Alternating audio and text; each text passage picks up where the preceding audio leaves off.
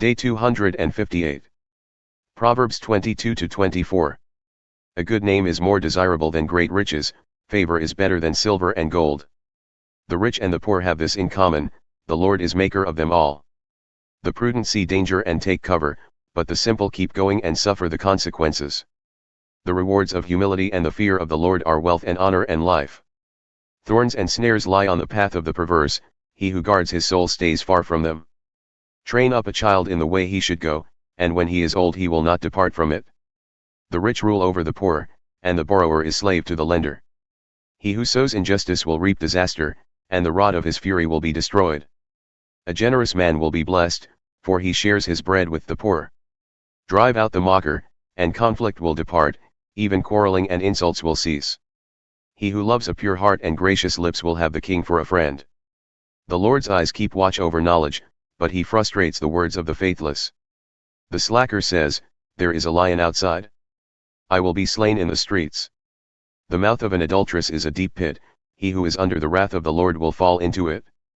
Foolishness is bound up in the heart of a child, but the rod of discipline drives it far from him. Oppressing the poor to enrich oneself or giving gifts to the rich will surely lead to poverty. Incline your ear and hear the words of the wise, apply your mind to my knowledge, for it is pleasing when you keep them within you and they are constantly on your lips. So that your trust may be in the Lord, I instruct you today, yes, you. Have I not written for you 30 sayings about counsel and knowledge, to show you true and reliable words, that you may soundly answer those who sent you? Do not rob a poor man because he is poor, and do not crush the afflicted at the gate, for the Lord will take up their case and will plunder those who rob them. Do not make friends with an angry man, and do not associate with a hot-tempered man, or you may learn his ways and entangle yourself in a snare. Do not be one who gives pledges, who puts up security for debts. If you have nothing with which to pay, why should your bed be taken from under you? Do not move an ancient boundary stone which your fathers have placed. Do you see a man skilled in his work? He will be stationed in the presence of kings, he will not stand before obscure men. When you sit down to dine with a ruler, consider carefully what is set before you, and put a knife to your throat if you possess a great appetite. Do not crave his delicacies, for that food is deceptive. Do not wear yourself out to get rich, be wise enough to restrain yourself. When you glance at wealth, it disappears, for it makes wings for itself and flies like an eagle to the sky. Do not eat the bread of a stingy man, and do not crave his delicacies, for he is keeping track, inwardly counting the cost. Eat and drink, he says to you, but his heart is not with you. You will vomit up what little you have eaten and waste your pleasant words. Do not speak to a fool, for he will despise the wisdom of your words. Do not move an ancient boundary stone or encroach on the fields of the fatherless, for their Redeemer is strong, he will take up their case against you. Apply your heart to instruction and your ears to words of knowledge. Do not withhold discipline from a child, although you strike him with a rod, he will not die. Strike him with a rod, and you will deliver his soul from Sheol. My son, if your heart is wise, my own heart will indeed rejoice.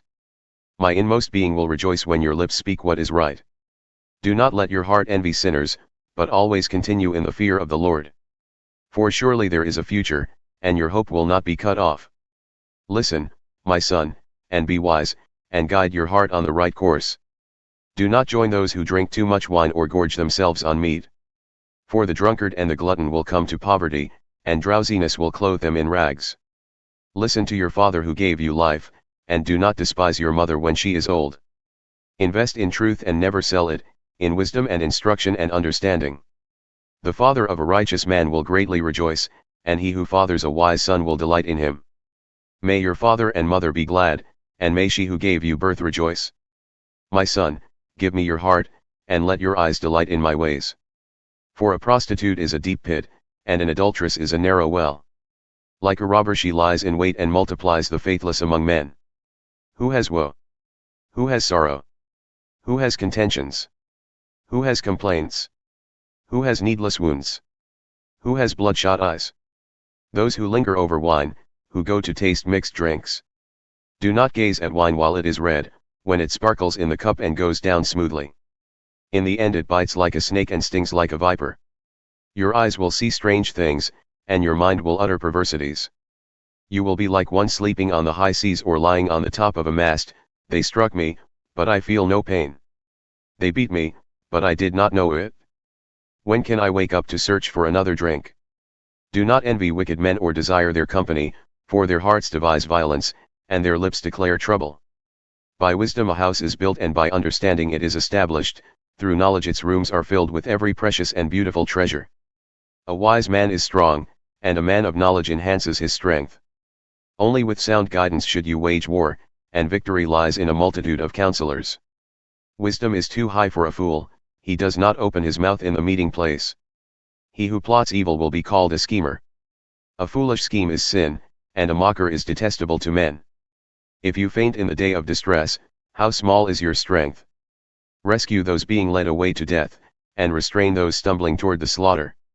If you say, Behold, we did not know about this, does not he who weighs hearts consider it? Does not the one who guards your life know? Will he not repay a man according to his deeds? Eat honey, my son, for it is good, and the honeycomb is sweet to your taste. Know therefore that wisdom is sweet to your soul. If you find it, there is a future for you, and your hope will never be cut off. Do not lie in wait, O wicked man, near the dwelling of the righteous, do not destroy his resting place.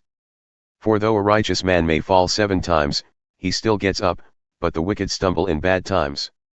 Do not gloat when your enemy falls, and do not let your heart rejoice when he stumbles, or the Lord will see and disapprove, and turn his wrath away from him. Do not fret over evildoers, and do not be envious of the wicked. For the evil man has no future, the lamp of the wicked will be extinguished. My son, fear the Lord and the king, and do not associate with the rebellious. For they will bring sudden destruction. Who knows what ruin they can bring? These also are sayings of the wise, to show partiality in judgment is not good. Whoever tells the guilty, you are innocent, peoples will curse him, and nations will denounce him, but it will go well with those who convict the guilty, and rich blessing will come upon them. An honest answer given is like a kiss on the lips. Complete your outdoor work and prepare your field, after that, you may build your house. Do not testify against your neighbor without cause, and do not deceive with your lips. Do not say, I will do to him as he has done to me, I will repay the man according to his work. I went past the field of a slacker and by the vineyard of a man lacking judgment. Thorns had grown up everywhere, thistles had covered the ground, and the stone wall was broken down. I observed and took it to heart, I looked and received instruction, a little sleep, a little slumber, a little folding of the hands to rest, and poverty will come upon you like a robber, and need like a bandit. 2 Corinthians 8. Now, brothers, we want you to know about the grace that God has given the churches of Macedonia. In the terrible ordeal they suffered, their abundant joy and deep poverty overflowed into rich generosity. For I testify that they gave according to their ability and even beyond it. Of their own accord, they earnestly pleaded with us for the privilege of sharing in this service to the saints. And not only did they do as we expected, but they gave themselves first to the Lord and then to us, because it was the will of God. So we urge Titus to help complete your act of grace, just as he had started it. But just as you excel in everything, in faith, in speech, in knowledge, in complete earnestness, and in the love we inspired in you, see that you also excel in this grace of giving. I am not making a demand, but I am testing the sincerity of your love in comparison to the earnestness of others. For you know the grace of our Lord Jesus Christ, that though he was rich, yet for your sakes he became poor, so that you through his poverty might become rich. And this is my opinion about what is helpful for you in this matter. Last year you were the first not only to give, but even to have such a desire. Now finish the work, so that you may complete it just as eagerly as you began, according to your means. For if the eagerness is there, the gift is acceptable according to what one has, not according to what he does not have. It is not our intention that others may be relieved while you are burdened, but that there may be equality. At the present time, your surplus will meet their need, so that in turn their surplus will meet your need. Then there will be equality. As it is written, he who gathered much had no excess, and he who gathered little had no shortfall. But thanks be to God, who put into the heart of Titus the same devotion I have for you. For not only did he welcome our appeal, but he is eagerly coming to you of his own volition. Along with Titus we are sending the brother who is praised by all the churches for his work in the gospel. More than that, this brother was chosen by the churches to accompany us with the offering, the gracious gift we administer to honor the Lord himself and to show our eagerness to help. We hope to avoid any criticism of the way we administer this generous gift. For we are taking great care to do what is right, not only in the eyes of the Lord, but also in the eyes of men. And we are sending along with them our brother whose earnestness has been proven many times and in many ways, and now even more so by his great confidence in you. As for Titus, he is my partner and fellow worker among you.